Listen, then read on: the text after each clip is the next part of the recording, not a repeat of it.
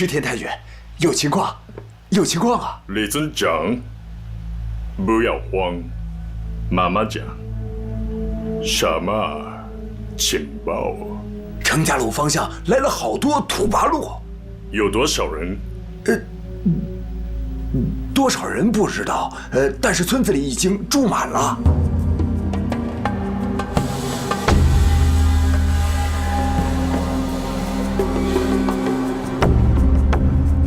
你说的是真的？是真的，绝对是真的。太君，太君，太君，有情况！太君，情况，八路的情况啊！太君，有情况，八路的情况。什么情况？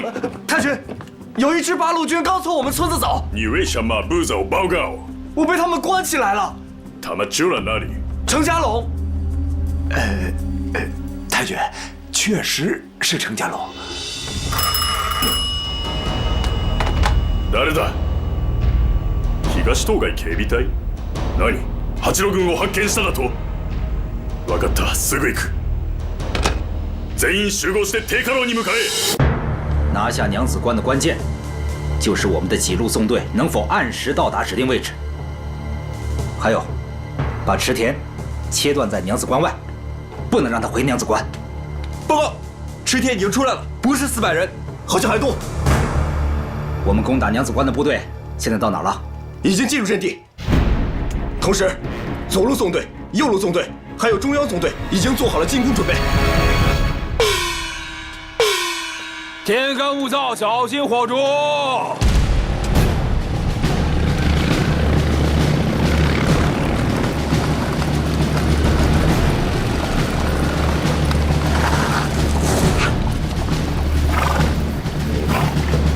站住！别跑！站住！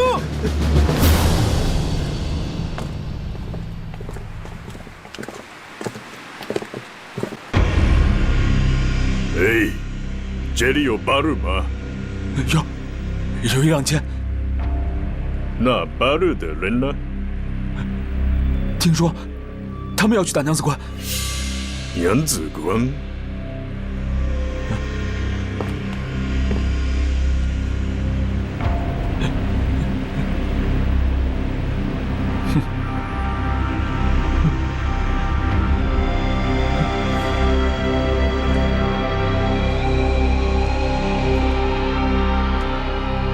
戻れ。はい。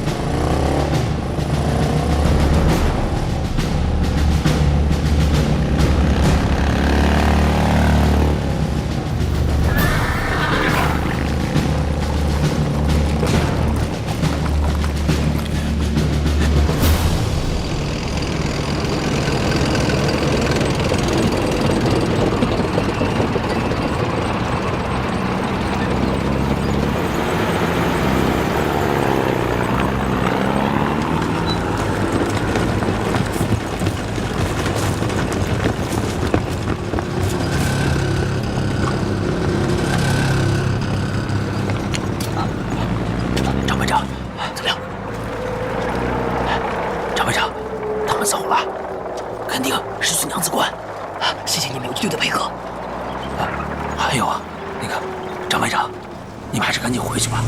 等池田一回头，他娘子关的部队可就要吃紧了。你放心，他们回不了娘子关了。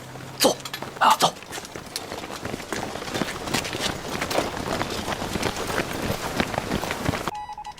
你是郭天明吗？是。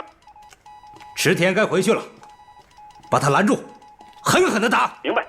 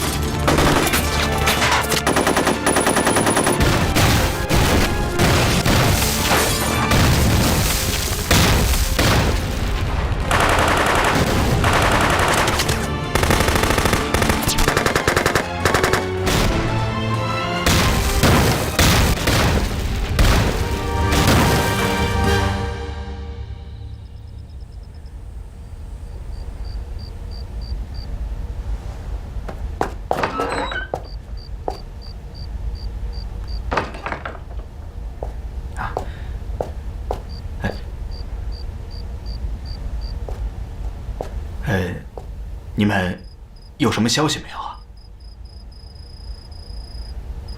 还没有收到战报。还没收到战报，前方到底打成什么样了？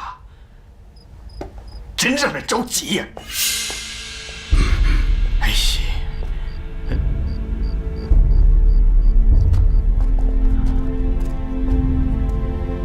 彭总，前方情况怎么样？看您休息了，没有打扰您。前方的情况复杂呀，我们的对面呢是25万日军和15万美军。面对如此强大的敌人，实施突袭，无疑是凶险万分呐。敌人的兵力虽然强大，但是他们主要集中在中心城镇，依靠铁路和公路来调动兵力。只要我们切断了交通要点，敌人就会陷入混乱。现在关键是能否迅速夺取正太线、同蒲路和分离路上的战略要地。关键是开局啊！开局要是打得好，这场仗就赢定了。战报，刘伯承部来电，129师陈赓旅占领卢家庄车站，全歼守敌。卢家庄以西40里的铁路桥梁完全被我军破坏。战报，念，聂荣臻部来电，晋察冀军区杨成武中央纵队攻克正太线、法吕岭、北峪、帝都等据点，全歼守敌。法吕岭至帝都的铁路桥梁完全被我军破坏。战报，念，陈载道、宋任穷来电，破坏平汉路邯郸至磁县铁路，由陈安出动之日寇，企图向我军侧击，已被我军击退。好啊，这下不光是正太线，就连平汉铁路也破坏了。战报，贺龙部来电，念，张宗俊旅攻占康家会，全歼守敌，靖勒日军企图救援，已被我军击退。战报，念129师新10旅决死一纵队沿阳泉至榆次展开全线攻击，新1旅攻占平汉路丰乐车站。战报，山西新军攻击五寨县城。战报，晋察冀中央纵队攻克贾庄镇、东王社，全歼守敌。最新战报，红旗插上了娘子关。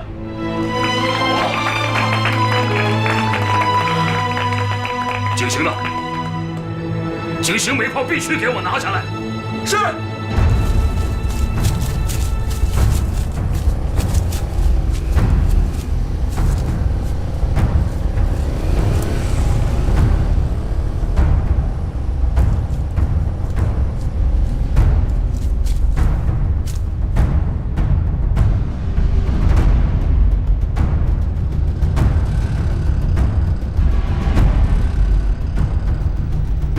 首长，你看看，3年了，没白天没黑夜的，这些煤全被他们倒腾到日本去了。这可全是中国人的血呀！这一次一定要摧毁它。矿上的弟兄们早就盼着这一天了。今天要让日本人好看了。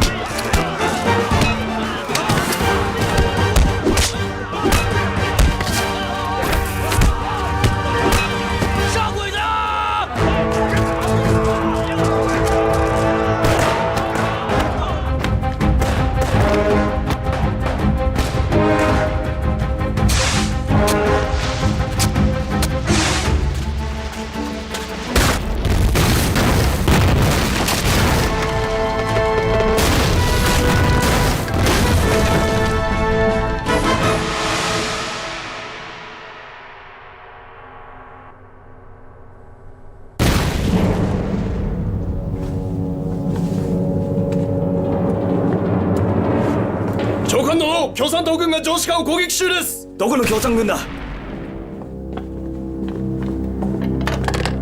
おい、上司官を繋がらない？すぐに繋げるんだ。無駄です。軍部との電話でさえ繋がりません。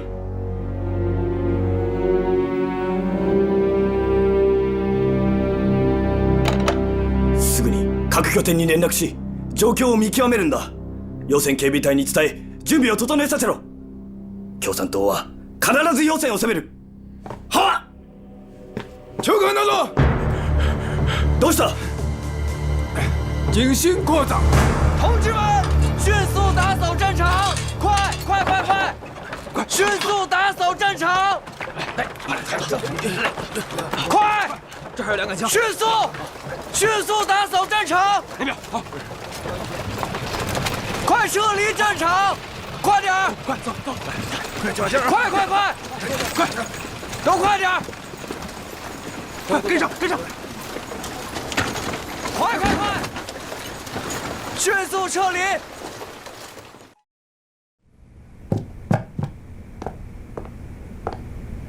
どうした？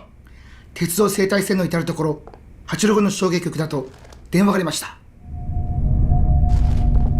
至るとこってどういうことだ？もっと詳しく言ってくれ。具体的な状況は分かりません。整体線前線との連絡は閉ざされているからです。直ちに独立大工旅団を整体線に引き返せ。大工旅団の37連隊は管轄下で共産軍の狙撃を受け、受けの状態です。第39連隊も85の襲撃で出走できません。トンフールーの西団の36、38、40団の拠点も攻撃を受けました。ならば本洋の独立第16旅団は？奴らは大工旅団とほぼ同じです。今のところ源平あたりに駐在した第3旅団はあまり襲撃を受けてないようです。ならば第3旅団を増援させてみてはどうだ？同フロの北端が一区破壊され、彼らは南へ移動できません。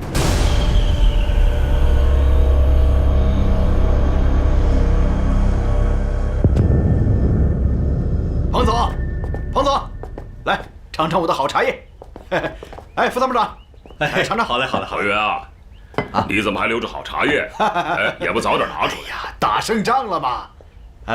彭总啊，这次战役可真是四面开花呀！啊，而且精彩纷呈。咱们到底出动了多少部队呀？哦，你现在把好茶叶拿出来，就是想问我这事儿啊？来，不好说呀。啊？八路军总部只要求直接参加破袭正太路作战的兵力不少于22个团。哦。对其他交通线，比如说啊，这个平汉路、同蒲路，并没有数量上的明确要求。就像冀中军区吧，他们的根据地被日军分割成了好几块，能否及时接到命令都说不准，更别提同时参加战斗了。不过，我想这次参战部队一定会大大超过总部的要求。日寇在华北横冲直撞，你说这如果人手少了，还真怕拖不住这头野牛啊！还真是头野牛呢。彭总，副参谋长，战报已经统计完毕。至8月22日，参加本次战役的部队：正太路30个团，平汉路卢沟桥至邯郸15个团，同蒲路大同至洪洞段12个团，一共是105个团，都超过100个团了。不管100几个团，我看呢，就叫百团大战。好，就叫百团大战。报告，司令员，他们抓了2个日本人。日本人在哪儿呢？在院里。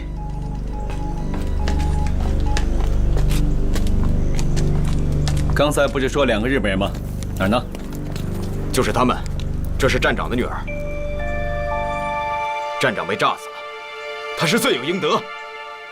去年矿上发生的瓦斯爆炸，这个该死的站长勾结日本矿长，为了保住煤矿好采煤，竟然下令封死了井口，1000多名矿工弟兄都死在井下了。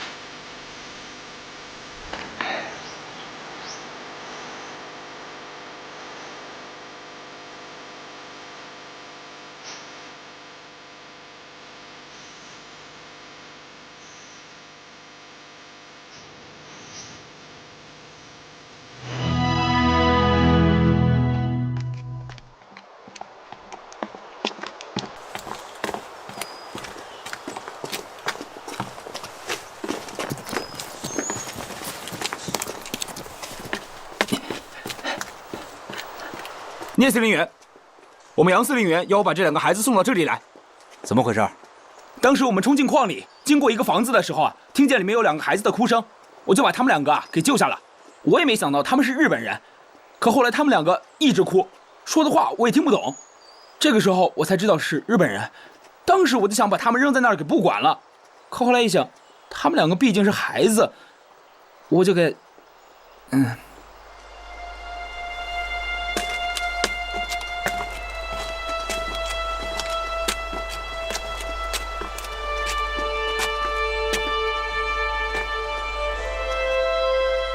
你是警情矿上的？是，司令员。司令员，一直是他们给我们带路，后来所有的矿工都参加了战斗。谢谢。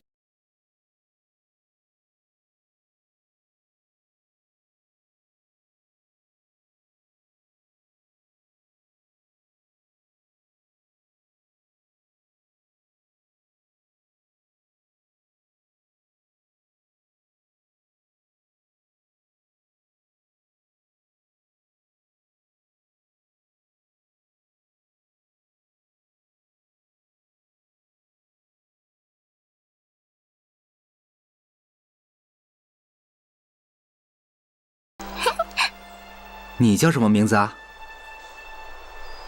おじさんにお名前を。加藤由美子。她叫加藤留美子。报告，真乖啊！司令员，彭老总来电，给他们找点吃的吧。是，司令员。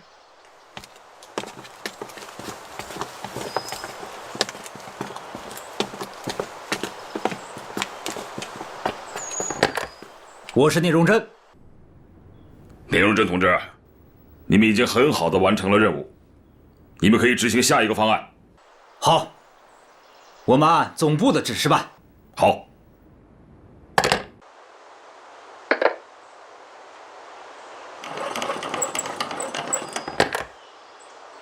命令第1、2、3、20、15团骑兵团主力1分区特务营和第1、3游击队分区工兵连为右翼部队参加来源战斗。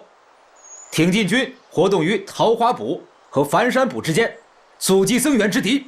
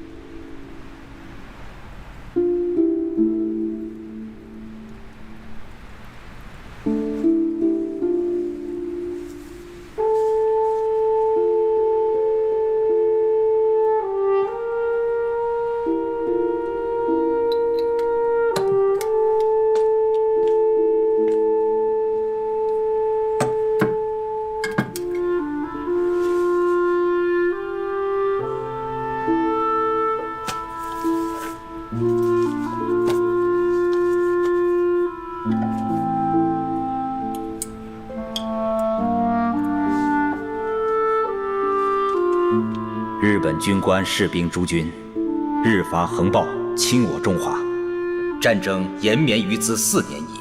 此次我军进击正太县，收复东王省，带来日本弱女2人，其母死于炮火，其父于矿井着火时负伤，经我方救治无效，不幸殒命。于此伶仃孤苦之幼女，经我方收容抚育后，兹特着人送还。我八路军本着国际主义精神，治人治义，有始有终，必当为中华民族之生存与人类之永久和平而奋斗到底，必当与野蛮之日伐血战到底。深望君等幡然觉醒，与中国士兵人民齐心协力，共谋解放。聂荣臻，8月23日。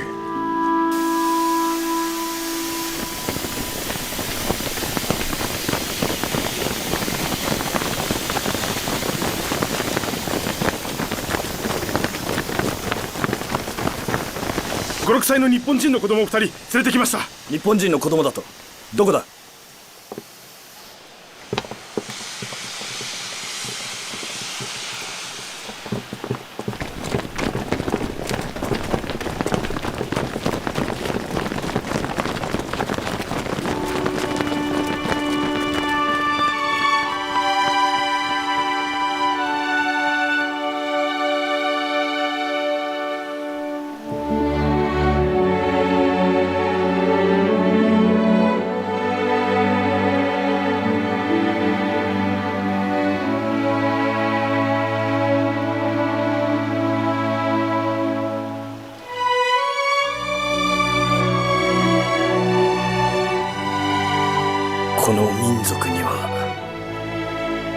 永遠に勝てないのかもしれない。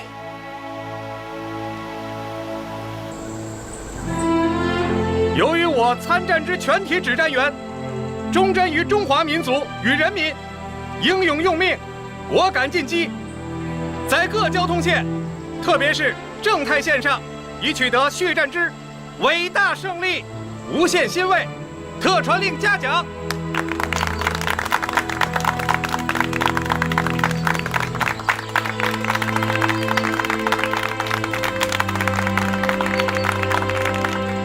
此次百团大战，是抗日以来我们华北战场上空前未有的、自主积极的向敌寇进攻的大战役，对于全国抗战形势与华北整个战局均有重大意义。百团大战将成为中外战史上最具光辉的名词。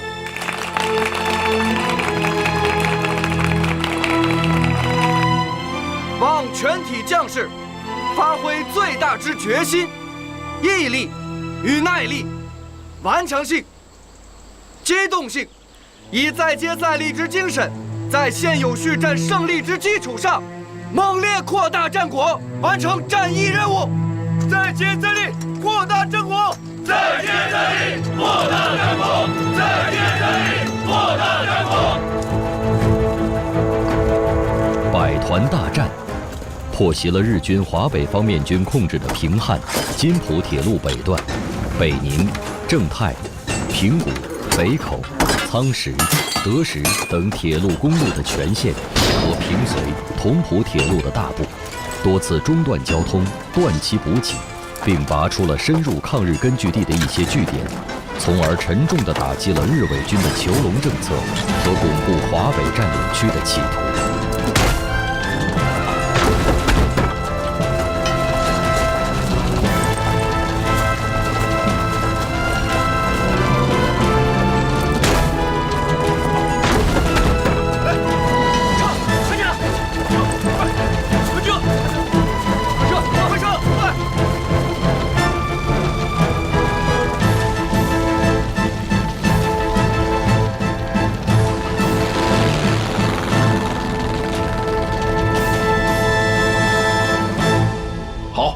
非常好，我知道了。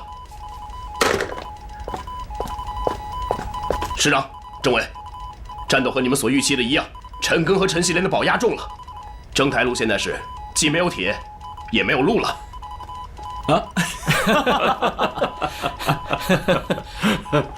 好。西大線を中断。同フロー中断。分離路も中断。兵艦線を中断させてはならん。兵艦線では河北での重要な通路だ。線路の安全輸送を確保せねばならん。事実上兵艦線の運行中断はもう5日目になります。何 ?8 月20日から今日まで兵艦線の沿線は8号港に零隻240回襲撃を受け、そのうち橋梁破壊19回、線路破壊67回、駅舎攻撃12回、通信施設も142回破壊されました。各警備隊も全力を尽くしました。我々は全く想像できず、残念ながら結局相手の攻撃を阻止できませんでした。なんてことなんだ。あんな粗末な装備で訓練もされていない軍隊がこんなに強い戦力を持っていたとは。どういうことなんだ。そうです。共産軍のゲリラ戦術は非常に巧みだと聞いておりましたが、大規模集団攻撃もできるとは知っておりませんでした。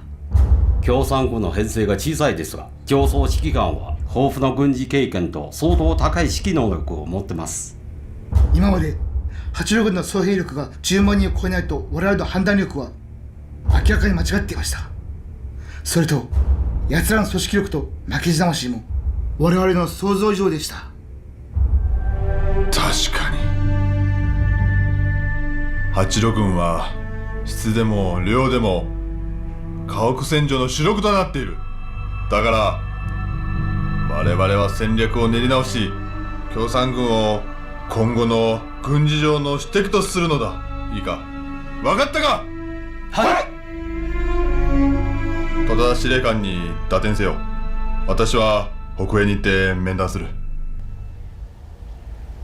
百团大战，我们八路军把日寇打瘫了，打懵了。但是敌人并不甘心失败，他们调集了华北方面军第1军、驻蒙军和华北方面军的直辖部队，并从国内抽调兵力，新编组了一个101混成旅团，对我抗日根据地实施报复性的扫荡。这其实是日军作战的一个规律，每次失败之后必然出兵报复，失败的越惨，报复的越凶，而且常常是败兵刚刚收队，企图趁我抗日军民消化胜利果实的时候，打我们一个措手不及。所以啊，日寇的这次扫荡一定比以往更加残酷。经过2个月的战斗，我们各个部队都相当的疲劳了，但是在这个时候，我们就更应该发扬连续作战、不怕牺牲的作风，保卫抗日根据地。总的部署是这样的：平西地区的反扫荡作战应以游击战为原则，消耗疲劳敌人，但不做大的决战。129师应以不少于3个团的兵力逼近正太路，120师以4个团的兵力破击雁门关南北之同浦路，冀中军区应以有力部队破击平汉路。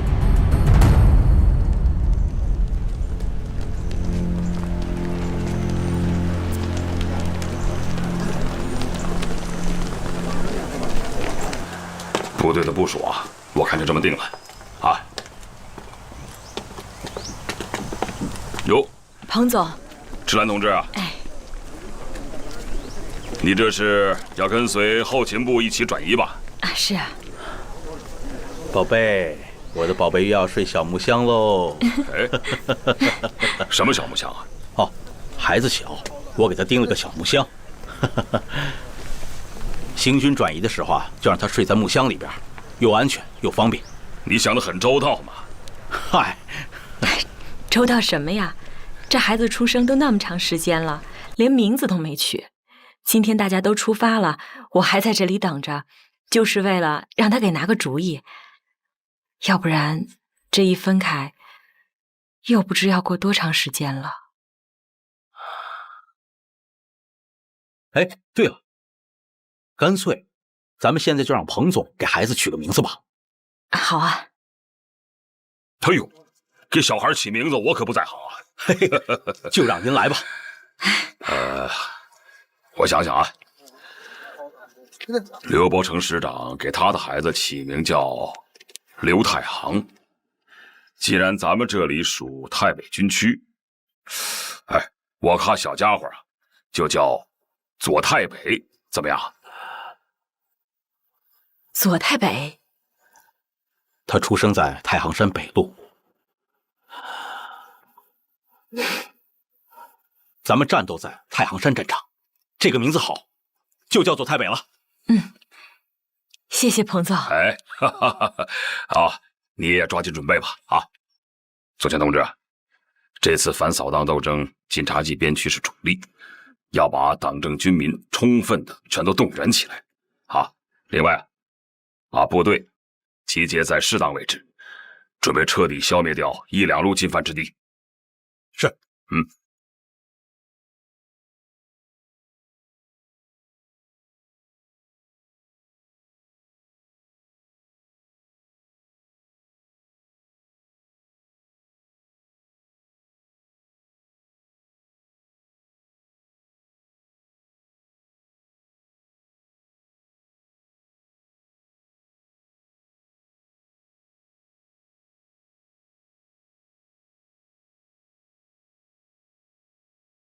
彭总，刚得到的消息，日军36师团钢骑大队已经到了关家呢。这里，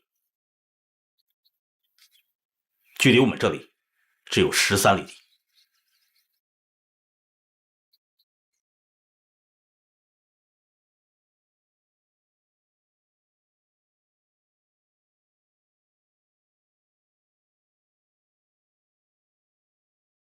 好大的胆子，竟敢跑到我八路军总部门口来撒野！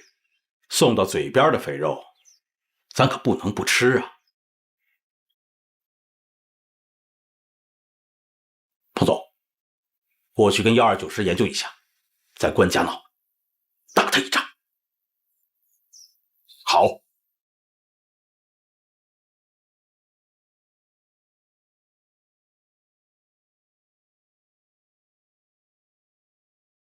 彭总，回指挥所吧，这里太危险了。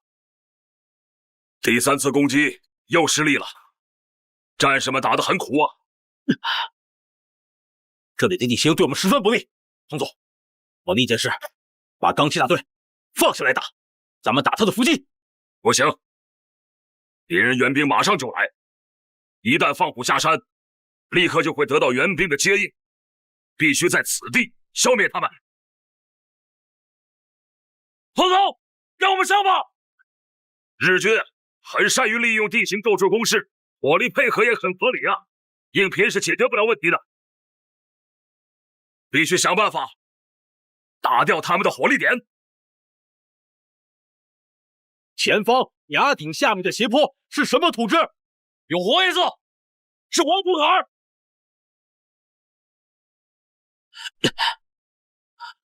晚的，扑上去！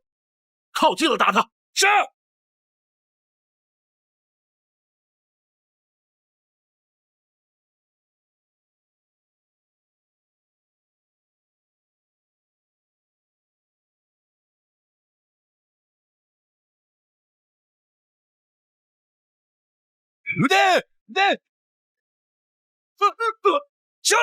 小李，后面的来！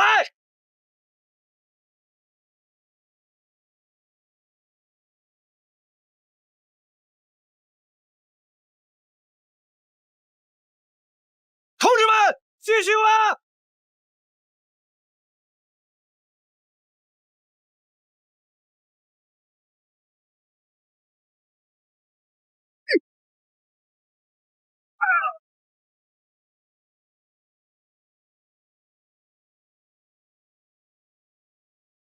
中国共产党领导八路军发起的战略性进攻战役——百团大战，历时5个多月。仅在前3个半月中，共进行大小战斗1820余次，攻克据点2990余座，歼灭日伪军46000余人。此役，八路军伤亡17000余人。百团大战粉碎了日军的囚笼政策，迟滞了日军南进的步伐，打破了日本逼迫国民政府投降的图谋，有力地支援了国民党正面战场，极大鼓舞和坚定了全国人民夺取抗战最后胜利的信心，打出了中国共产党和八路军的声威。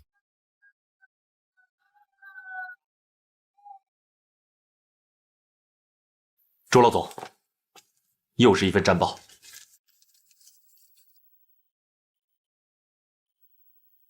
好，戴远同志，马上把百团大战战报报给重庆。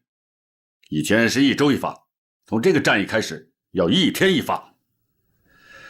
告诉重庆，八路军在打仗，而且在打大仗。这时候，卫立煌的近18万人马下到中条山，那华北局面可就不一样了，那就不是百团大战，是千秋大战。朱老总，我们完全可以向蒋介石提出这样的意见。不，提了也没用啊，蒋介石不会采纳的，不会的。给我念念吧。贵总，他们在第1要报中说，河北景兴煤矿被他们捣毁了，日本人自己估算大概损失1亿元左右。哼，1亿元，他们要是不来中国，1分钱也不会损失。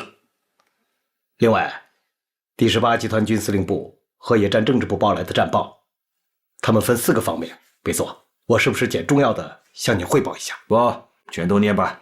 是。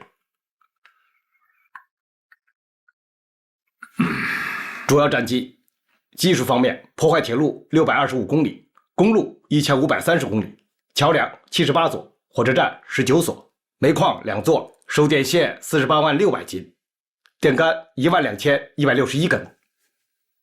这些数据是怎么统计出来的？准确吗？魏佐，北平的日伪报纸《武德报》也是这样报的。啊，往下念吧。是。见地情况：毙伤日军10250名，俘虏日军94名，伪军679名，汉奸183名。好，这才是蛇寇的实实在在的损失。下面是我军的伤亡情况。我军？哦，魏佐，这是他们的口吻。好，是。もしもし。はい、了解です。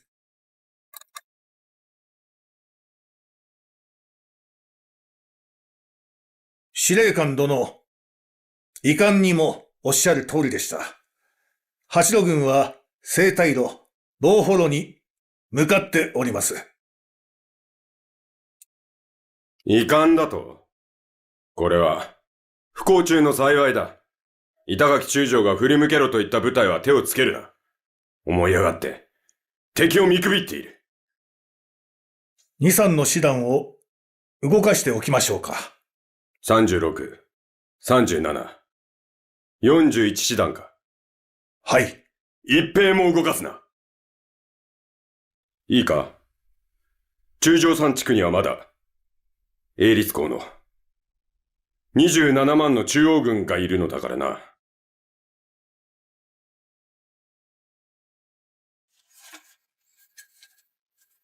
这个破袭正太路的战况，我是天天都要看的。可以讲，这是自南昌战役以来我最关心的事情之一。你看，可是打的还是很艰苦。这个我晓得，连刘师长、贺师长也都上了前线，还听说日本人使用了毒气。陈锡联所部伤亡大吗？上千人。上千人。转告陈锡联，他在阳明坡一战，政府是要给他记功的。另外，我已经命令韦勒王所部配合第18集团军的行动，可不知道为什么你们在二少就停止了行动啊？第一阶段到9月10日，第二阶段马上就要开始。如果说第一阶段是为了破袭正太路，第二阶段是为了扩大战况。好，这一仗总体打得很好，连日本的报纸都在说，在中国虽有党派之争，可是在地域外地上却完全一致。原来国民政府即使是允许有不同的意见但是有些地方不听招呼，这就会让轻则痛，走则快，那是绝对不容允许的。委员长说的极是啊。可是今年年初，日军扫荡我根据地，国民政府山东省主席沈鸿烈指挥新四师和海军陆战队突袭我军，而且还扬言宁亡于日，不亡于共。有这种事情吗？是的，而且他们还说见人就抓，见枪就下，见干部就杀。八路军已有1350人被杀。恩来，我会彻查此事，请放心，我不会让这样的事情再发生的。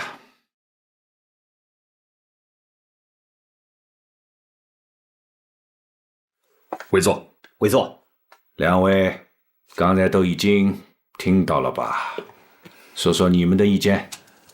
委座，您说的是山东的沈鸿烈？不，我讲的是中共的百团大战。他们还是真的抗日的。简森，在。讲讲你的看法。卫佐，这一仗确实打得很好。好在哪里？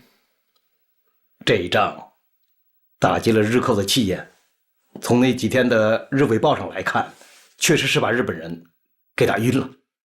但是也把我给打醒了。这几年，政府一直在应对着日寇，而收获了对他们的往返。中共短短的几年间，一下子跑出来了百团大战，这还没算上他们在山东的主力1154新四军及各地的散兵游勇。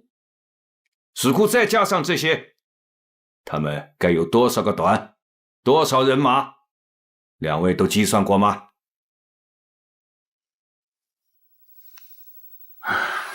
大概有40-50万吧。卫佐，您再下一个限制令。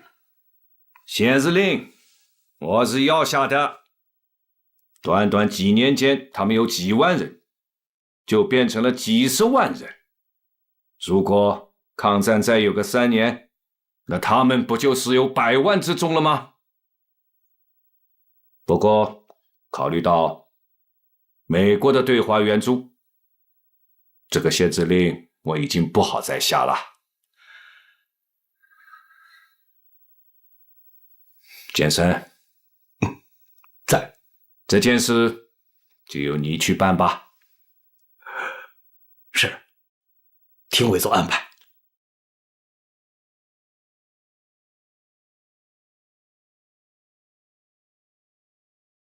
现在的情况，要比原来恩来电报中讲的还要严重啊！他们说我们诱而不及，可是就在今天，我们的八路军还在前线进行了一场大的战役。我们的战士们在前方流血牺牲，可是他们却要求我们在黄河以南的八路军、新四军全部撤到黄河以北。这说明了一个什么问题呢？国民党企图消灭我们的野心从来没有变过。这一点，共产党人必须要清楚。何应钦、白崇禧他们发来的号电，再次说明了国民党的这个态度。不知道啊，同志们有没有注意到，这一次期限是1个月。他何应钦搬个家那是可以的，可我们是好几十万人呢。这又说明了另外一个问题，我们的老对手这次可是下了大的决心了。所以我们要认识到这个问题的严重性，必须告诉全党，国民党的又一次反共高潮已经开始。因此，我们必须要认真应对。要告诉我们驻重庆、西安、桂林办事处的同志们，一定要跟国民党人说清楚，讲明道理。剿共则亡国亡党，投降啊，老蒋一定崩溃。在必要的时候啊，也一定要把我们的同志们给撤出来，因为他们什么事情都做得出来的。主席，根据他们的号电，咱们是不是该给点回应啊？国民党军事委员会参谋总长何应钦、参谋次长白崇禧并承蒋委员长，八路军、新四军遵循国策，服从命令，坚持抗战是唯一任务。4年来，抗击众多敌人，收复广大失地，其战绩为国人所见。为委作明令嘉奖，最近百团大战又受委作勉励，皖东皖南战役粉碎敌之进攻都是事实，怎能称自行行动？关于战区问题，其在华中敌各部所属地方，是人民反敌寇、保卫家乡而组织的，北调将更失去民心。关于编制问题，八路军、新四军孤悬敌后，要战胜敌人，达成统帅部所负战略任务，必须唤起民众组织游击队，同时这也是编制脱离任务造成的。至于破坏行政范围，是由于八路军、新四军50万之众仅领4、5万人心饷造成的。但为顾全大局，对江南部队遵循北移，选请放宽期限，以求做好解释再行调动。对于江北部队，因是遵循委作庐山讲话和告同胞书而组织的抗日武装，为保证完成抗日任务，应给予八路军、新四军扩大编制，增加定额，补充粮饷及医药。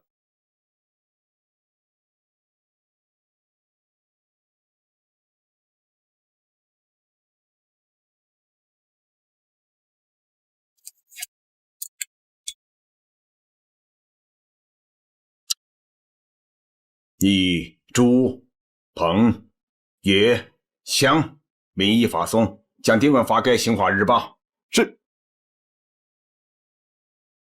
此乃抗战关键时刻，日军正在加紧策动中国投降，国内也有人在策动反共摩擦高潮，为投降扫清道路。以内战代抗战，以投降代独立，以分裂代团结，形势极危，希望坚持团结抗战的国策。立即呈送何应钦、白崇禧，并在《新华日报》上发表。两位对这份东西有什么看法？他们已经服软了。魏总，那下一步一步步变。朱老总，您看，又是一份号电。新四军开赴长江以北，八路军撤到黄河以北，仅限1个月。走，去杨占领。请。哈，撤，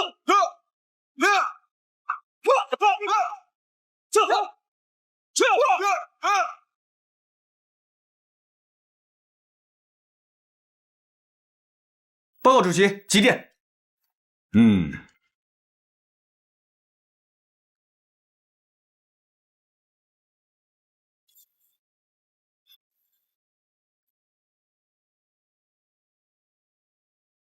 再加上这是主席。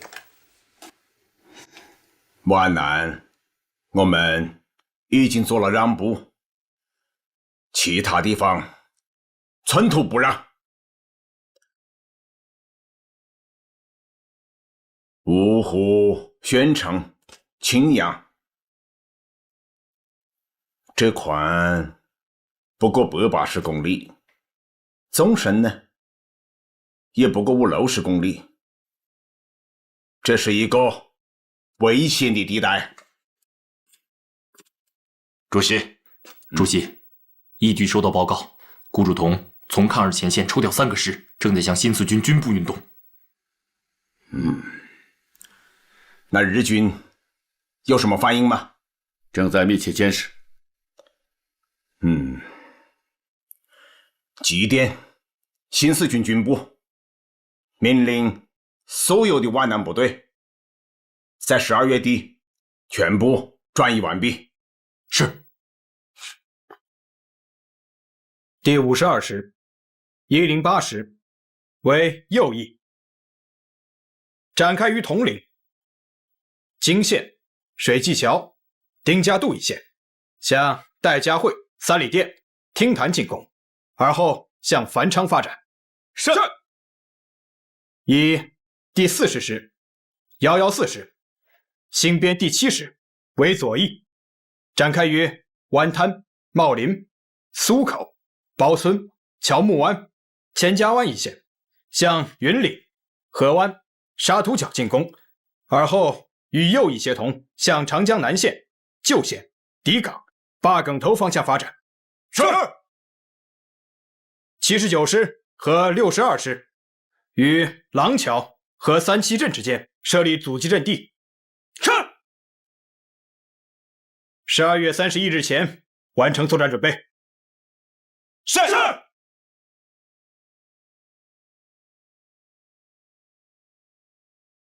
国民党は我が軍の正面から7個師団を引き上げました。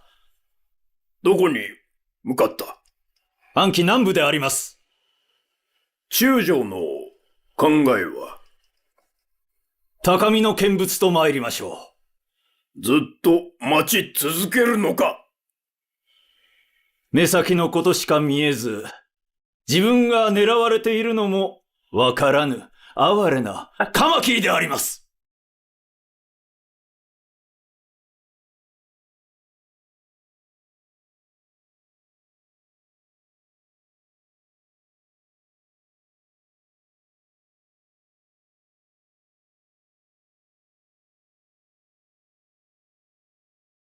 首长好。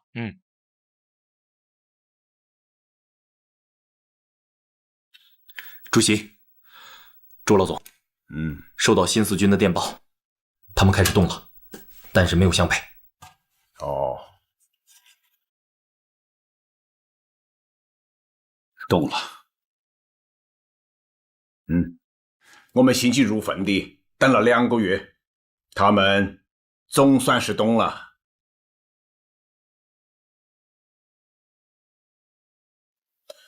不管怎么说，动了就好。让他们向北，国民党会在苏南不下口袋。有这个可能。1941年1月4日，新四军军部集驻皖南云岭地区部队的北移行动开始了，显然为时已晚。国民党第3战区已经对新四军军部完成围剿部署，约8个师，8万人枪，在云岭周边布下了一个大大的口袋阵。不对呀，这不像是北方名将的打法。再这么走，不就进入咱们的包围圈了吗？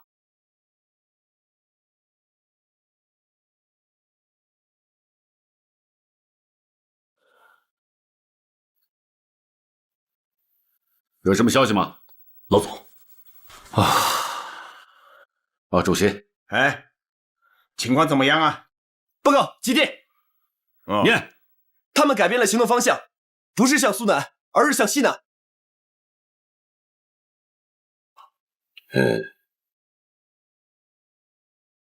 这里太明显了。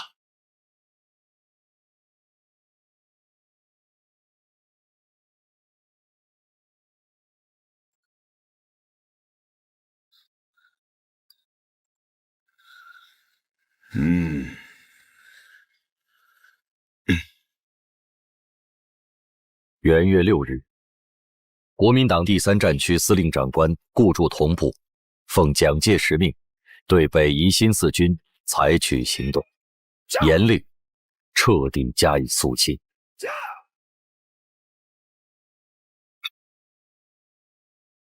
冲啊！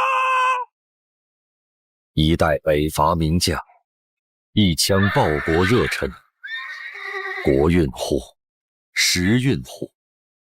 不公可忍，不平可忍，唯同室操戈，兄弟相残不能忍。叶挺将军的命运遭际，令人唏嘘悲愤。皖南事变悲剧激怒了国人，也震惊了世界。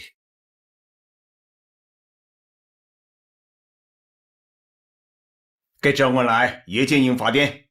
是。我新四军东进，行进至太平，进县兼至茂陵，遭国民党军重重包围。已过6日，突围不出，望即与国民党方面交涉，即日解围，放我军东进北上。同时告知各方面，国民党有意破裂，应敦促国民党改变方针，以维护抗日统一战线之大局。请转告蒋先生，让他下令立即撤围，否则必须承担一切后果。如果他愿意背上破坏抗日统一战线的骂名，可以走下去，我们共产党奉陪到底。周先生，你不要这么着急嘛，也不用发火嘛。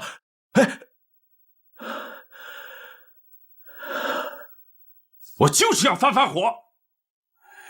我告诉你，上官云相，这绝不是误会，你们早有预谋。有一点你们必须清楚，你们现在围住的只是新四军的军部，新四军还在，八路军还在。我同意刘少奇、陈毅12日的来电。苏北准备包围韩德勤，山东准备包围沈鸿烈，限他们10日之内准备完毕，待命攻击，以应对蒋介石准备歼灭我皖南新四军9000人的计划。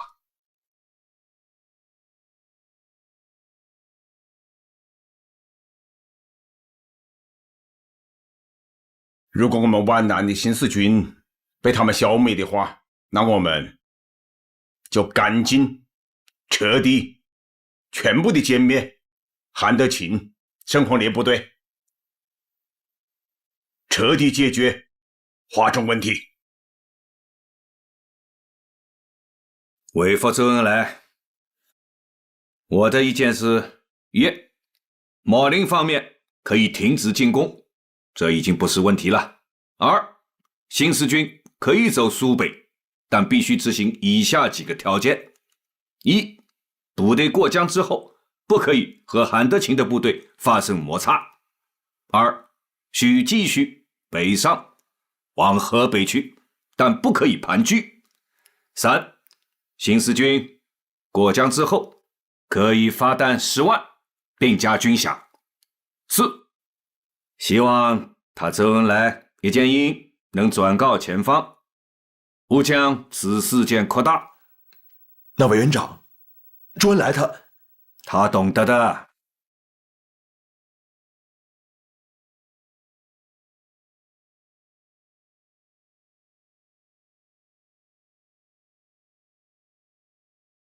主席，刚刚收到周恩来董必武发来的电报，白崇禧准备对桂林八路军办事处动手，对文化界也要进行镇压。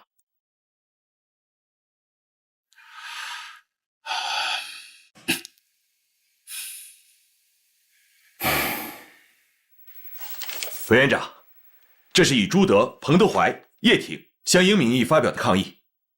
朱德、彭德怀八路军都出面了。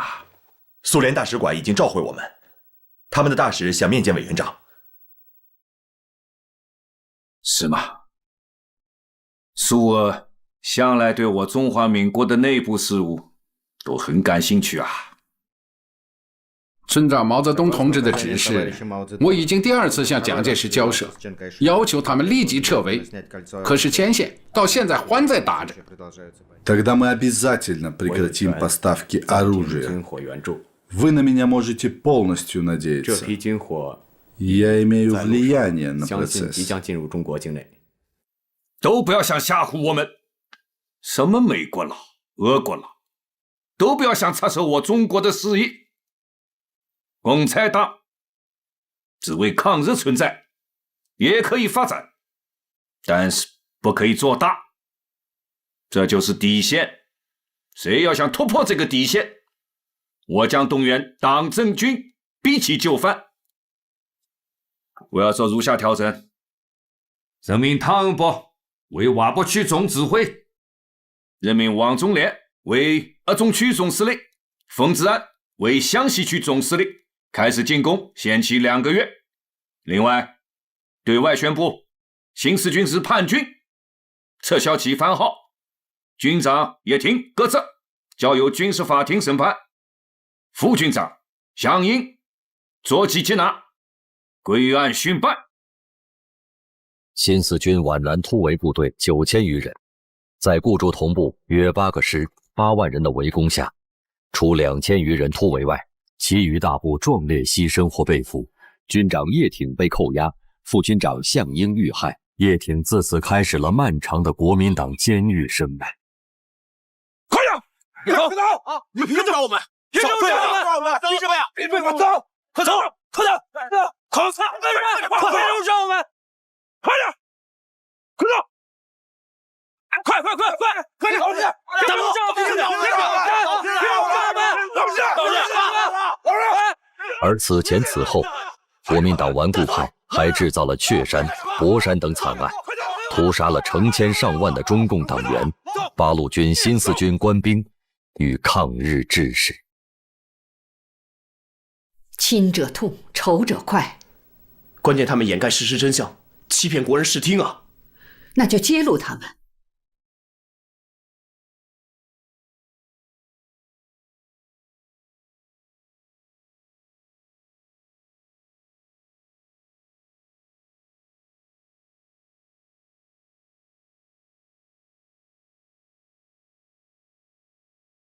同志们，我还是那句话，我们要用革命的两手对付蒋介石反革命的两手。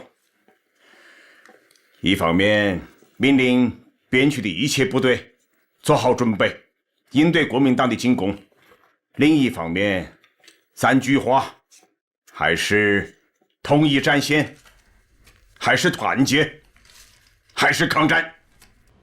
毛泽东的话说得好，还是统一战线，还是团结，还是抗战。这是何等之胸怀，这是何等之气概，这是中国人民在黑暗天空里的彩虹，这是山雨欲来前的雷电。把皖南事变真相公开信马上给蒋介石，一定要明确地表示，我们要求释放叶挺。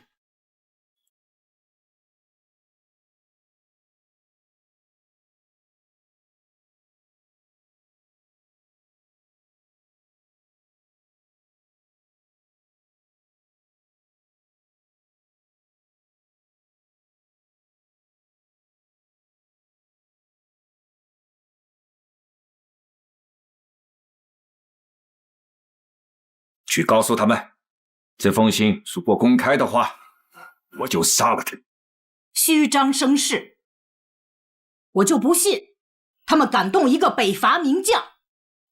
这说明蒋是怕我们公开这封信，我们就是要公开，不但在国内，还要在全世界。斯诺，你能帮这个忙吗？我是中国人民的朋友，更是中国共产党人的朋友。现在，中国共产党人有困难，我当然很想帮助你们。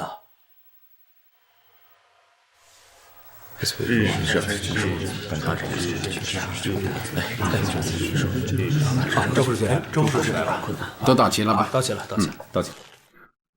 好，党中央充分地研究了当前的形势，蒋介石已经下了与我党破裂的决心。这与当前国内外的形势是分不开的。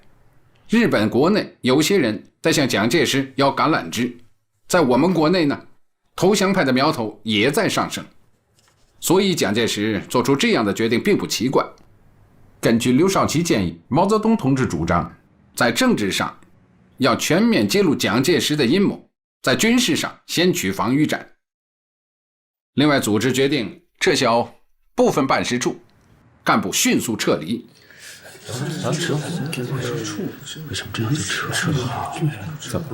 党中央决定，重庆方面，我建议董老、英超近期离豫。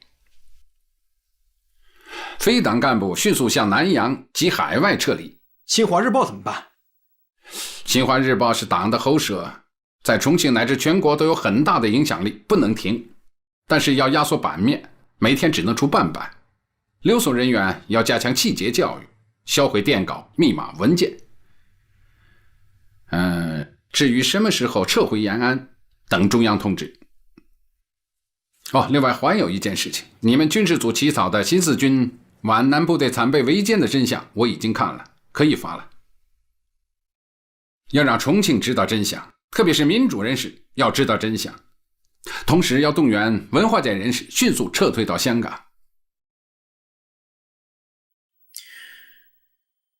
1941年1月25日，保卫中国同盟在新闻通讯中以坚持统一战线为标题，详细说明了新四军被袭击的经过。斯诺的文章在国内外各大报纸转载，引起巨大反响。周先生，最近我看到新四军皖南部队惨被围歼真相的报道后，我心里一直担心，国共合作会不会就此破裂，联合抗战会不会就此夭折呢？抗战到底是中国共产党永远的主张，只是我们现在在争取时机好转，同时要准备应对更坏的局面出现。至于抗战能不能坚持下去，那不是蒋介石一个人能决定的。如果抗日战争离开了中国共产党，那我们民族的解放是不可能的。在这里，我想转告黄炎培先生的一句话：不论事情的经过之是非，当局如此错之是完全错误的。希望大事化小，小事化无。现在就连杂牌军和地方有势力的人，他们都认为，如果解散了新四军，就是解散共产党武装力量的先兆。所以大家都对共产党表示同情，同时也对蒋介石有些恐慌啊。你们的担心不是庸人自扰啊！谢谢你们对共产党的同情。不是同情，是支持。对，是支持，是支持。那就更要感谢你们的支持。应该的，应该的。周主任百忙，那我们就先告辞了。告辞。好，告辞。好，请留步。我认为这样的动作是很不好的，那首先就激化了。他们是共产党的朋友，是吧？给孙子的信发出去了吗？已经发出去了。要争取美国的朋友，让他们去影响美国政府。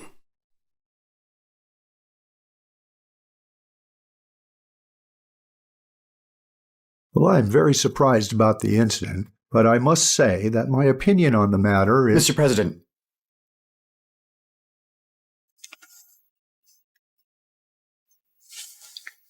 I'm glad to meet you, Mr. President. I'm sorry, you probably haven't adjusted to the time change yet. It's my honor, Mr. President. Well, let's get started. Snow wrote a report on China's situation in southern Anhui.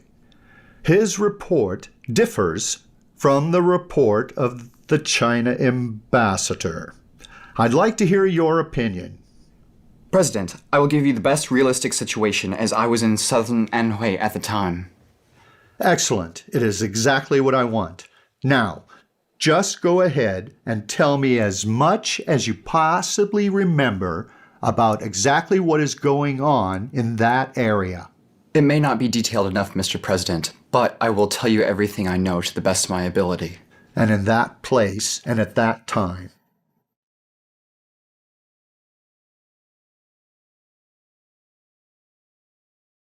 Mr. Prime Minister, do you have any comments regarding the new Fourth Army incident? Let the British ambassador to China tell Chiang Kai-shek, civil war will only strengthen Japanese attack, which is something the British Empire does not wish to see.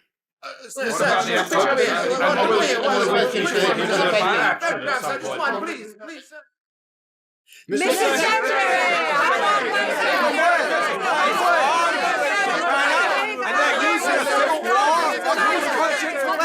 Allow me to answer your question. If China decides to restart the Civil War, Chongqing will not receive any financial aid from the United States. Thank you. That's it. No more questions. Я хочу, чтобы ясно дали понять националистическому правительству Китая, что Советский Союз не хочет видеть гражданскую войну в Китае.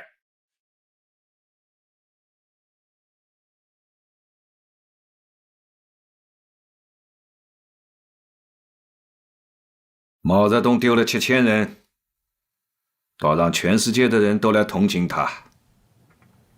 哼，这就是政治。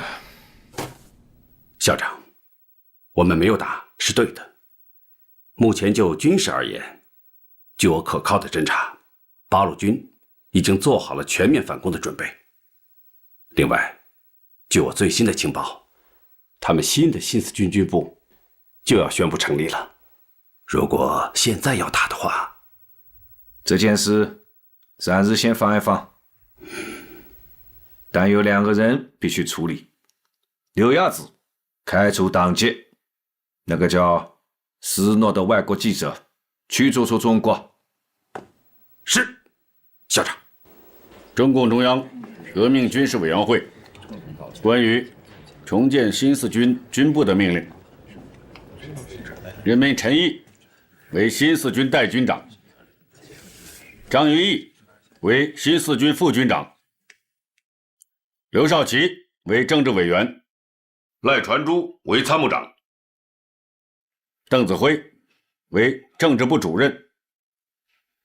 主席，朱老总，这份命令要不要报重庆？不要。在蒋介石对于新四军的问题没有满意答复之前，八路军停止一切对他的承包，包括战报。我们也不向他们申领经费，他们如有来电，八路军办事处可以接收，但是不回复。1941年1月25日，新四军新军部在盐城成立。华中的八路军、新四军统一整编为新四军的7个师和1个独立旅，共9万余人，成为坚持华中抗战的中坚力量。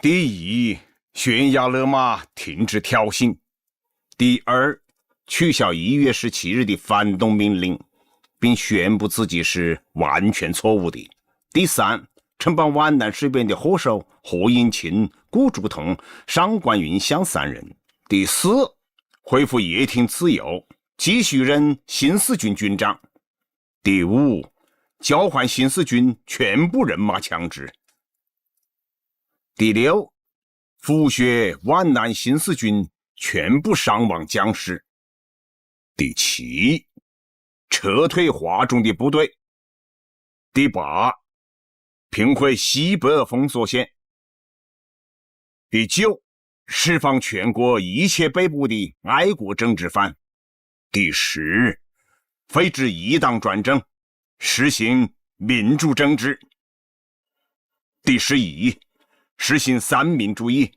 服从总理遗训；第12，逮捕各亲日派首领，交付国法审判。进来。副院长。张聪啊，坐下来讲，你总算来了。我一直在等你啊。委员长，这件事情没办好，实在不好意思。这也不完全是你的错。现在我想到了，我们是应该坐下来谈谈。听委员长的意思，比方说是和共产党的周恩来、叶剑英谈，还是两党之间的谈？当然，这是很好的方向。不知道委员长您还有什么具体的想法？叫周恩来、叶剑英去转告他们，我同意他们去江北，也可以考虑新四军编入八路军。新四军编入八路军，是蒋委员长不看报呢，还是代理没有把这一重要消息报给蒋委员长？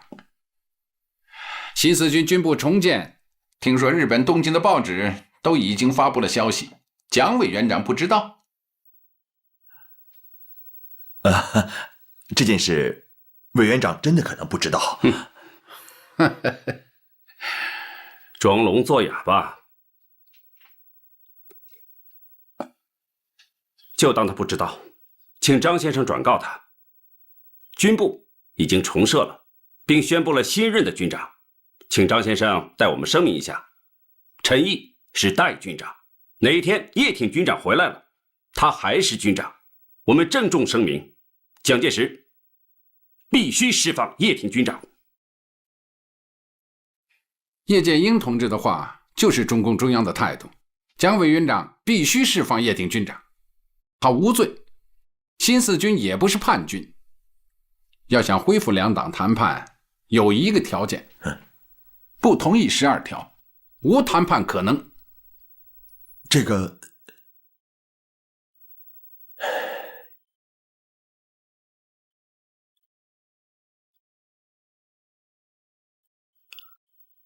魏佐，罗斯福的代表居里提出要见周恩来啊。罗斯福的代表，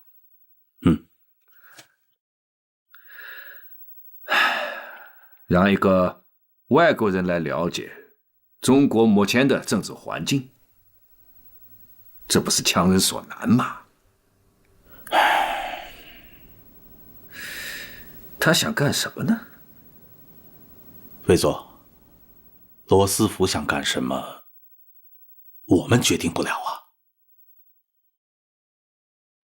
告诉他，周恩来回延安了。这个恐怕，因为听说是斯特朗向罗斯福传的口信，美国议员比我们清楚皖南究竟发生了什么，比我们还清楚。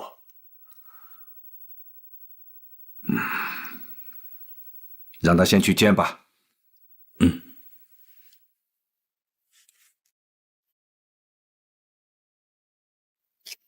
请转告居里先生，中国共产党最担心的不是我们损失了多少人多少枪，而是痛心这些力量没有用在抗击日本帝国主义的战场上。这也是罗斯福总统担心的。日本南进最大的阻碍，就是全中国人民团结抗战。如果这种局面被打破，那是罗斯福总统不愿意看到的。正是为了这种团结的大局，我们才全力避免冲突。但是蒋介石不肯放弃反共，不改变反共政策，势必导致中国内战，使抗战停火。日本是一定要南进的。美国赞成中国统一，反对日本。一旦中国分裂，美国将很难援助。当然，蒋介石他们在没有内部和外部的压力下，是肯定不会改变什么的。我同意您的分析，但是蒋介石还没有明白。请用茶。I really talked enough today. 我已经讲了很多了。 The point that I want to make is that you have to achieve the resolution with the communists. If you don't, there is no way the American government or the American people can continue to support you, either economically or militarily. 有任何的进展。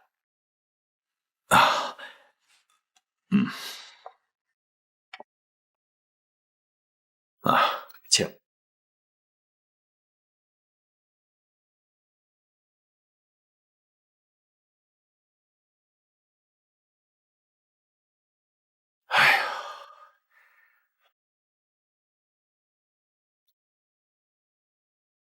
外交上3个大国向我们施加压力，日本人那儿又展开了新一轮的军事行动。共产党在政治上是全面进攻啊，真是让人心忧啊！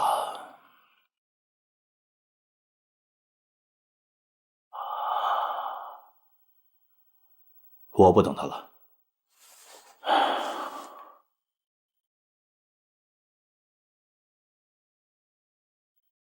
建峰，他心里装的没一件顺心的事情，你好好的照顾他。知道了。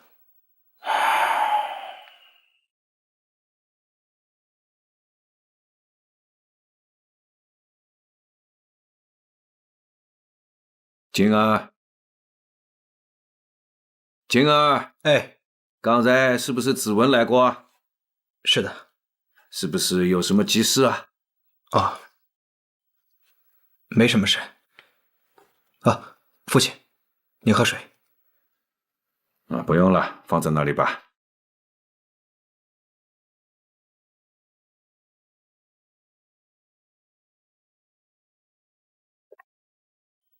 很难吧，父亲？中国的汉字里，难就是难，不要加个很。可以放共产党一马吗？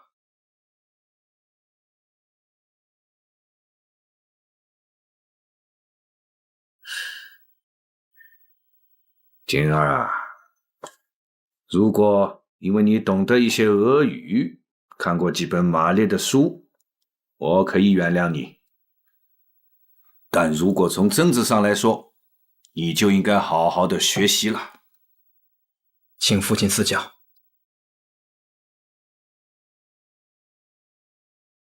不抗日，亡国；不反共，就是亡党。怎么讲？日本和中国开战，就是要灭亡中国。东北就是一个最好的例子。不抵抗，就等于是死。满洲国是什么？是另一个国家的意思，是日本的附属国。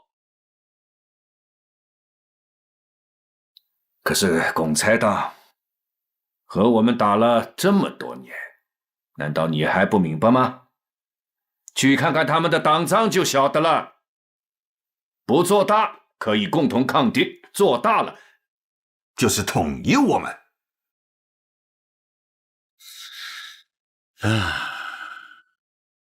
日本人啊，准备在河南动手了。他们集结了7个师团，10余万人，把汤恩伯给包围了。冈村宁次啊，并没有坐上官虎斗啊。蒋介石和我们在政治上有斗争，但是共产党抗击日本军队这个方针是不会改变的。所以啊，要通知京畿路域的前线部队，随时做好准备，打击来犯的日军呢。我同意。朱老总啊，我分析啊，蒋介石在1月17日把反共的高潮推到了顶点，却没有想到招来了国内外的强烈反对，这是他始料未及。我判断接下来啊，他可能会有所妥协。是的，尤其是民主党派反应激烈，这是蒋介石没考虑到的。加上现在美国人的态度，我想他应该调整一下自己的思路吧。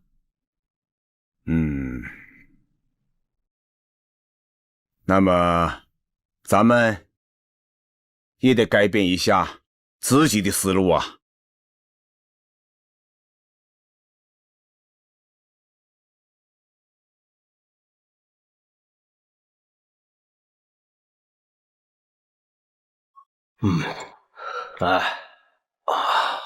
周副主席，急电。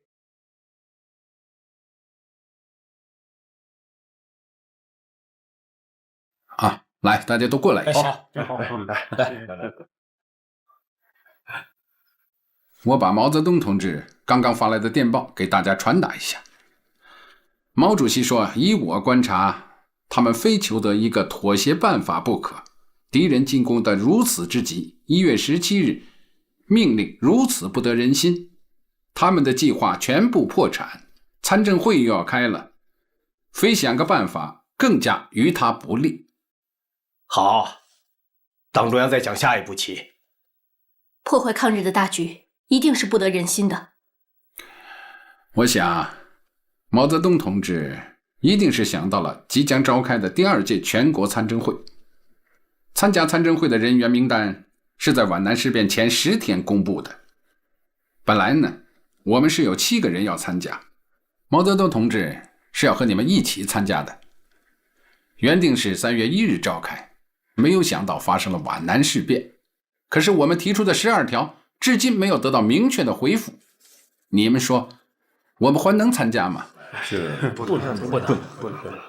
我听美国的朋友说，罗斯福代表居里留在重庆没有走，就是为了观摩这个大会的。如果我们不出席这个大会，那蒋介石就无法向民主党派和罗斯福交代了。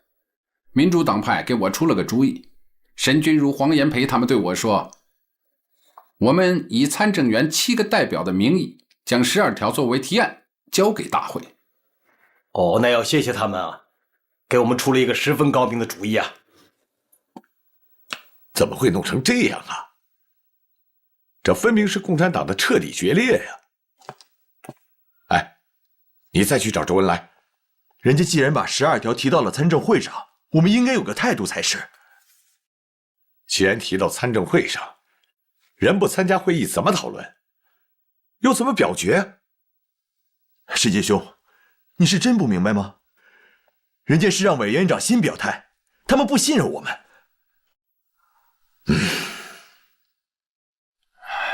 王世杰没搞错吧？接受12条是我们参加议会的条件，他不明白吗？我们都明白，但是参政院谁说了算？是委员长啊，没有他的态度不行啊。要不，我约委员长，你们当面谈谈。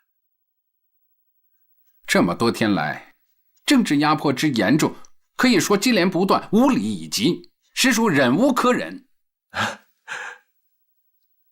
那也得忍啊，周先生，您是知道的，委员长这个人是吃软不吃硬，搞不好他会翻脸的。还没翻脸吗？现在所做的讨伐令全国清党，逮捕八路军办事处各地工作人员，封杀新华日报，这还不算翻脸吗？至于见不见的，毫无意义。还是让我们涉过黄河的那一老套，还能有什么？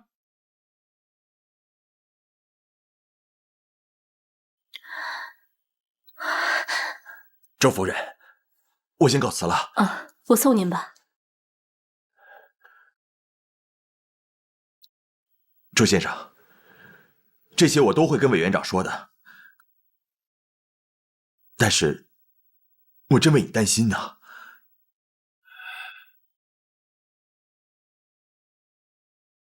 谢谢你。这边请。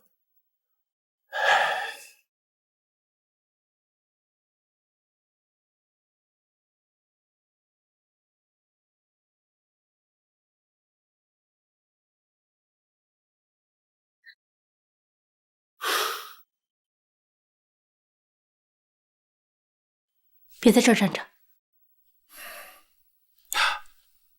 现在我就算躲到防空洞里，也不安全。你先忙吧，我给中央写封文件。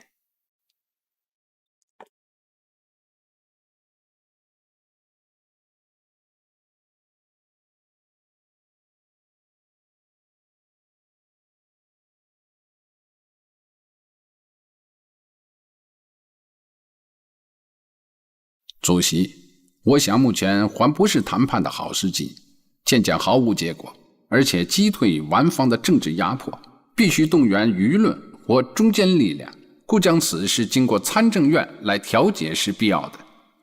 我一切都准备了，即他捕杀讨寇，毫无所惧。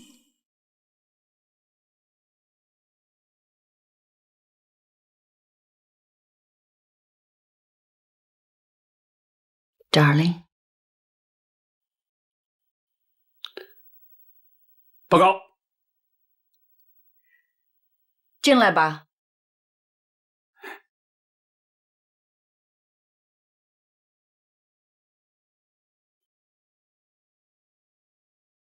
校长，夫人。Darling。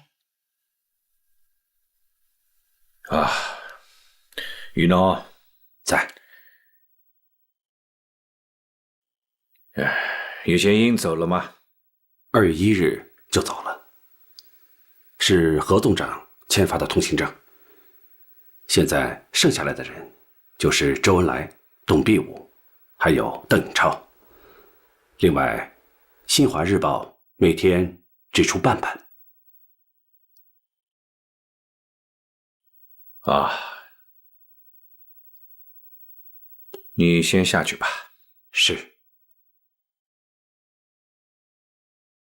主席，离参政会还有4天了，一直没有得到我们这方面的消息，国民党方面比较着急。今天上午，张冲又找到周副主席，拿出蒋介石的几点意见，希望周副主席向中央汇报。主要内容有3点：第一，军事上18集团军以正规军开往黄河以北，其他游击部队可以留在华中。同时再归还一个军的番号，补新四军的空，归还叶挺和其他干部。边区和晋察冀政权照前议。第二呢，参政会请董必武和邓颖超出席。第三，军事上停止进攻，政治上蒋负责纠正，再不许发生新的事情。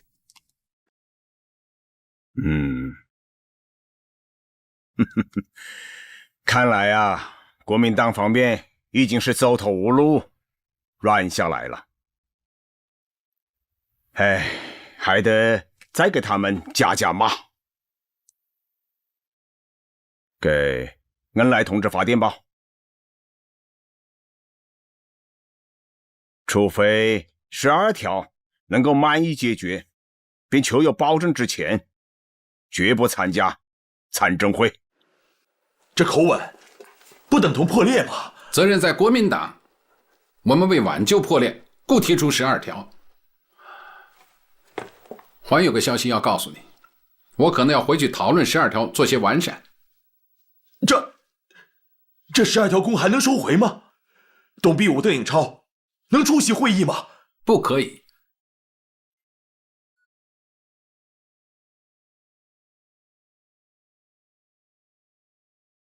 看来让外也必须让内。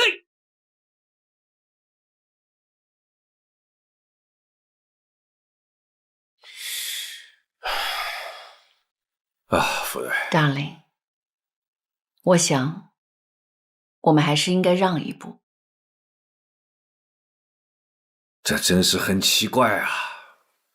现在全国乃至全世界的新闻记者都在关注重庆这件事，我看他们并不是关注什么参政会，而是关注共产党是否能够参加参政会。是啊。如果共产党不来参加我们的会议，那我们就把他们请到家里来。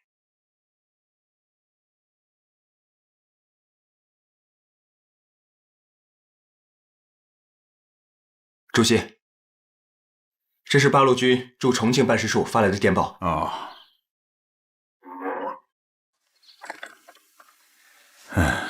国民参政会在重庆召开了。这是蒋介石在大会上讲话的要点。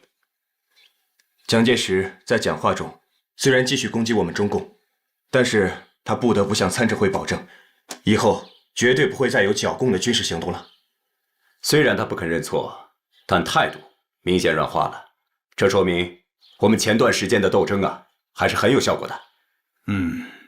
他蒋介石的这个发言其实是一种阿 Q 主义骂我一顿，他这个脸上就有面子了，正好可以借此收兵了。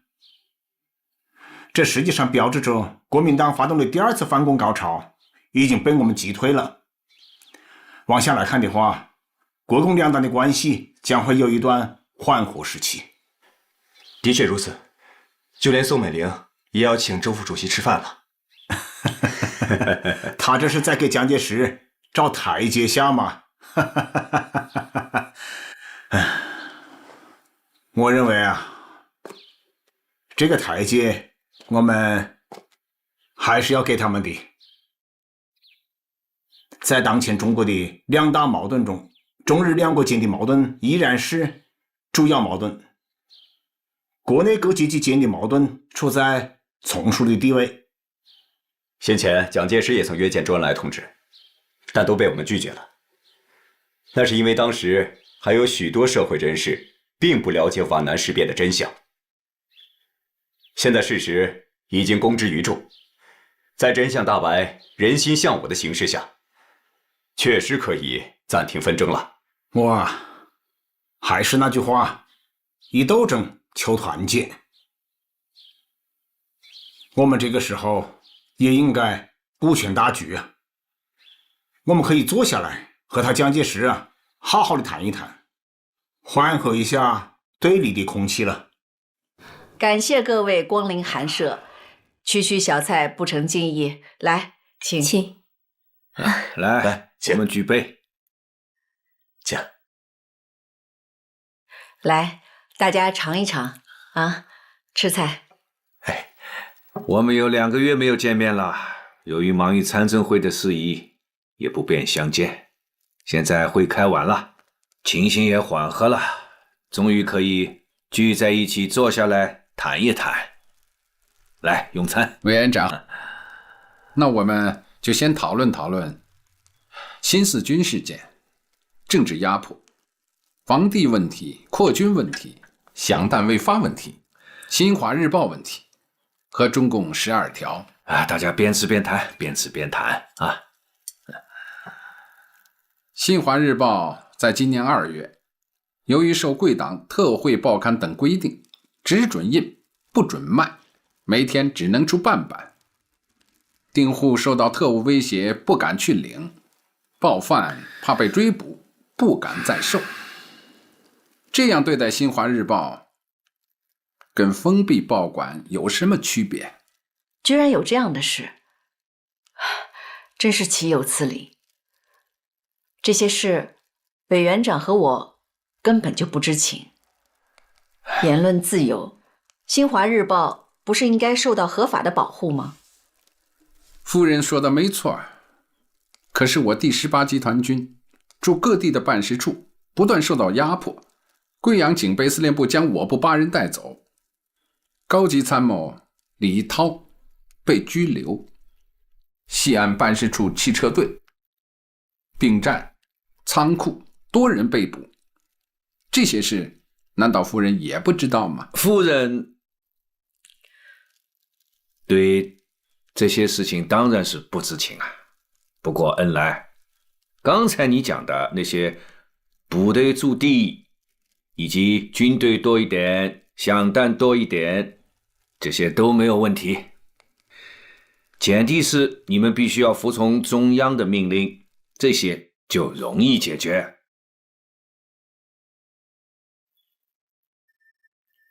周部长、周夫人，那些都应该是下属所为。委员长以前不知情，现在知道了，他一定会解决的。可是这次的皖南事变也非常的严重啊。我在参政会上已经明确的讲过了，皖南事件不牵扯到党派与政治，以后也不会再有剿共的军事行动。目前国民政府以及全国的广大民众的头等大事，那就是要一致抗日，并要惩处那些民弱的败类及头等的汉奸党。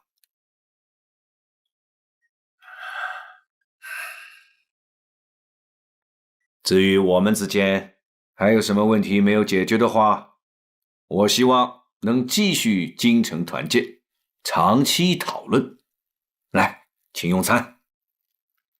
千古奇冤，江南一夜，同是操戈，相煎何急？委员长，皖南事变只会让新四军和华中抗战根据地走上新的一页，新四军也只会成为共产党领导的、指挥的队伍。从此以后，这麻雀恐怕要满天飞了。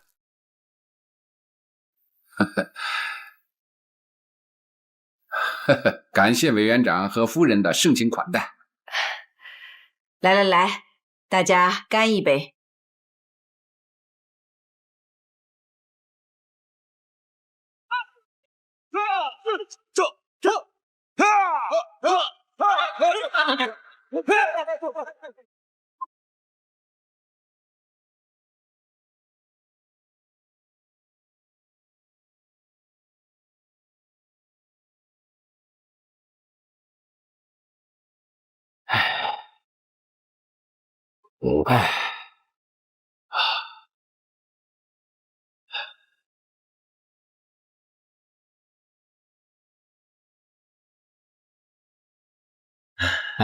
朱老总啊，咱们有一关过去了。哦，是个大难关啊。我们进行了20年的革命时间，有很多东西啊是需要总结的。不过呢，现在我们的党已经到了快要自评的时候，否则我们就无法完成中国革命的任务，也无法完成战胜日本帝国主义的任务啊。说得对。我们要集于统一全党的思想。我觉得我们应该改变我们学习的方法。灾难深重的中华民族100年来，其优秀人物的奋斗牺牲前赴后继，摸索救国救民的真理是可歌可泣的。但是直到第一次世界大战和苏联的10月革命之后，才找到马克思列宁主义这个最好的真理，作为解放我们民族的最好武器。中国共产党的20年，就是马克思列宁主义的普遍真理与中国革命具体实践日益结合的20年呢。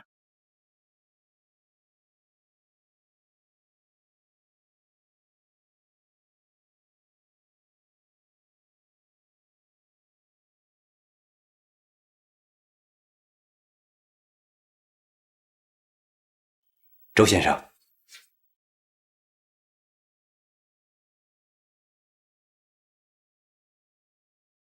来，写得真好啊！是啊，这就是马克思列宁主义的普遍真理与中国革命具体实践啊！严老板，不是跟你说了，没有十分重要的事情不要来办事处吗？今天可是重要的事情啊！什么事情？昨天我参加了一个酒会，会上有一个喝多了的德国军官跟国民党的一位官员说，德国最近要进攻苏联。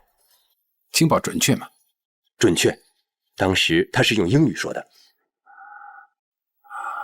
这个情报太重要了，要转告中央，即刻转告斯大林同志。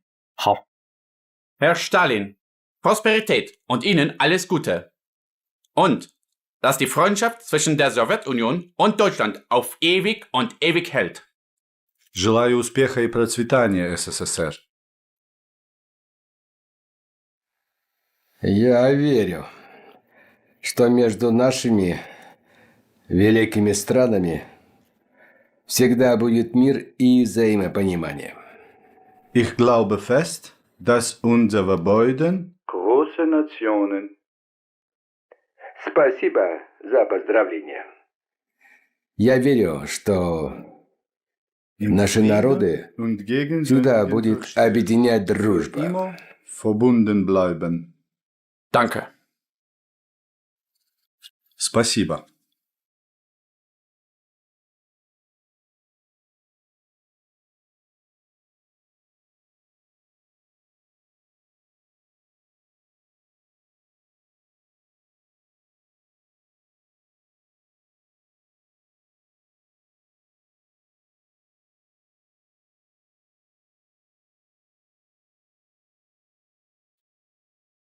德国要入侵苏联？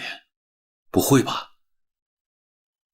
他们可是在1938年8月23日这苏联莫斯科签订了苏德互不侵犯条约的，这怎么可能呢？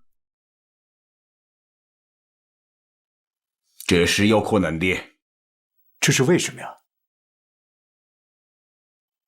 因为他们是帝国主义。Вот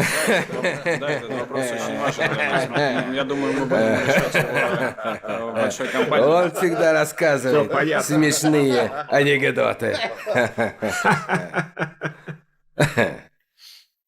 Товарищ Сталин. Что?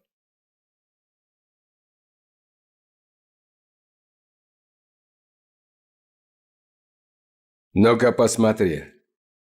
Что ты думаешь, такое возможно? Это очень непростой вопрос. Но я доверяю нашей разведке.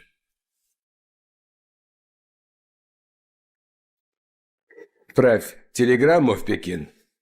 Скажи нашим китайским товарищам, что мы их благодарим за хорошую новость. Есть, товарищ Сталин.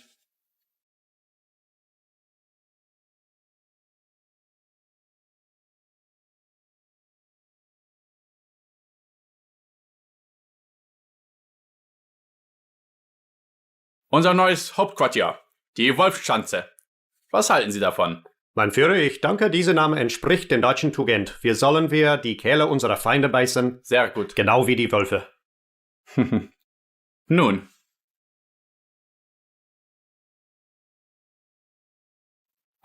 Danke sehr. Bitte sehr. Helfen Sie mir doch bitte beim Schreiben eines Briefs an einen Freund.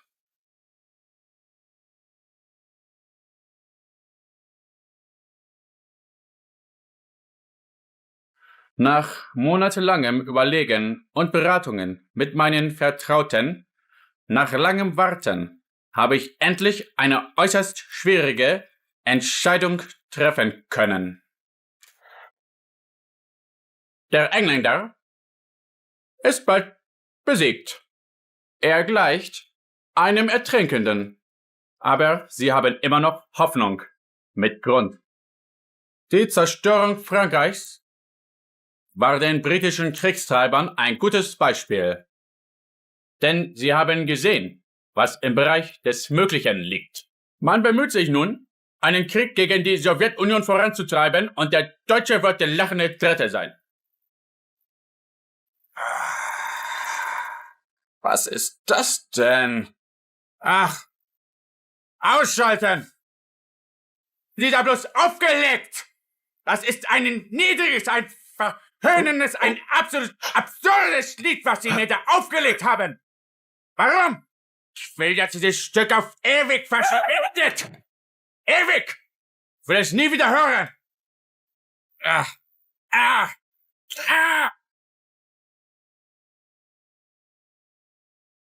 Товарищ Сталин, немецкий офицер, который перешел на нашу сторону, сказал, что Германия нападет на Советский Союз утром 22 июня. Я не верю. Этого не может быть. Я думаю, это какая-то провокация Гитлера. Ты что думаешь, Тимошенко? Товарищ Сталин, надо дать приказ личному составу готовиться к войне. Все войска должны решительно реализовать план сражения. Решительно. Не надо делать поспешных выводов. Мы не можем совершить ошибку, чтобы дать Гитлеру повод для нападения. Все, идите.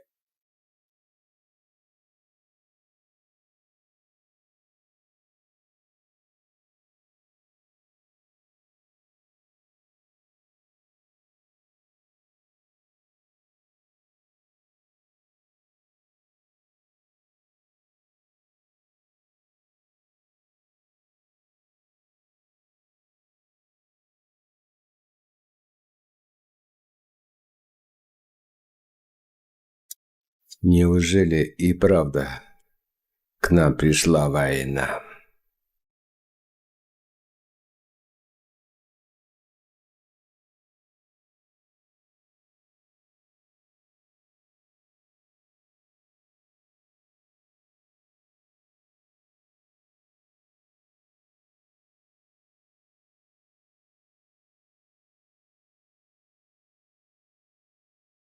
Sta dormendo. Per favore, svegliatelo. Ho una notizia esplosiva da dargli. Vieni pure.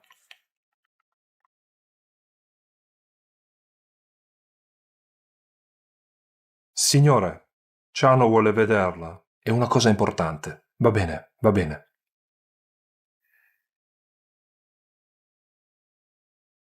Cazzo! Mio re Penny addormentato! Chi è? Chi è? Ci sei? Sono Ciano, ho delle cose da informarti immediatamente. I tedeschi di venire qua! Hitler! Ah! Che cazzo vai, Hitler? Mi chiamo tutte le volte la fossi rossù e fottesimo cane di guardia. Chi c'è? Chi c'è? È molto importante. Vengo a fare rapporto. Dammi.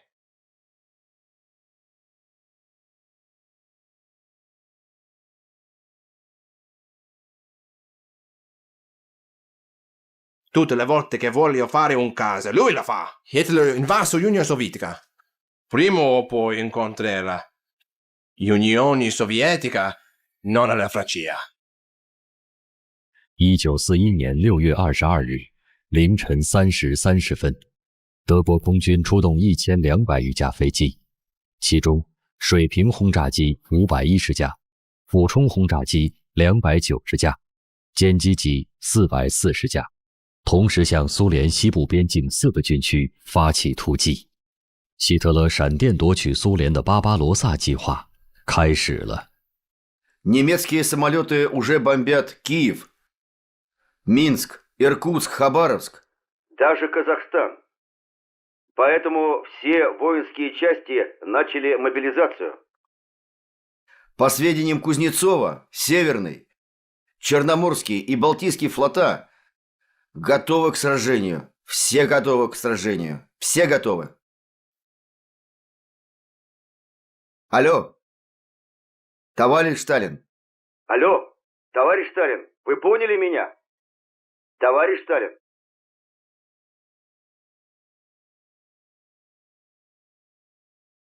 1941年6月22日，一个黑色的日子，一个让世界震颤的日子。这一天拂晓，法西斯德国的铁甲履带碾碎了从波罗的海到黑海苏联1800公里长的边境线，也碾碎了全世界200多个国家20多万万期盼和平的人民的心。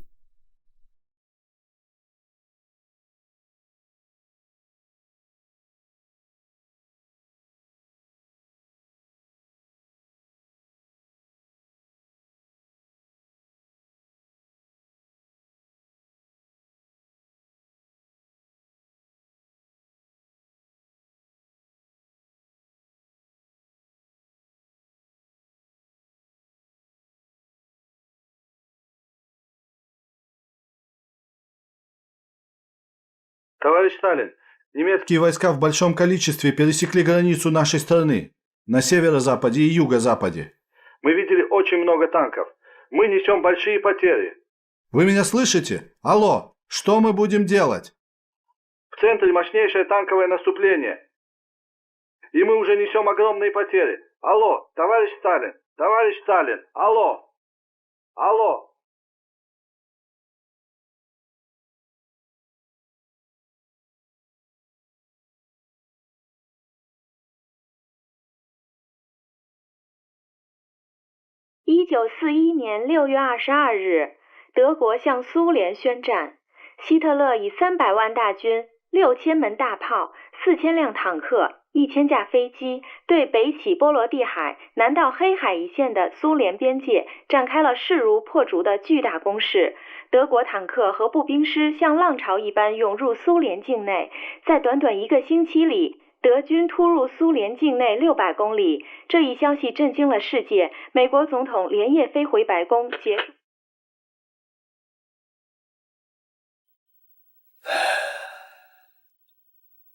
法西斯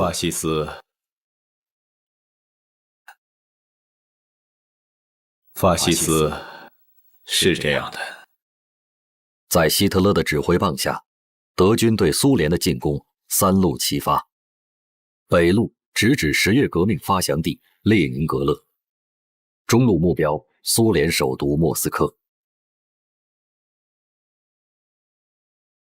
南路则扑向盛产煤炭、石油，同时又是东欧米粮仓的基辅、哈尔科夫和顿巴斯。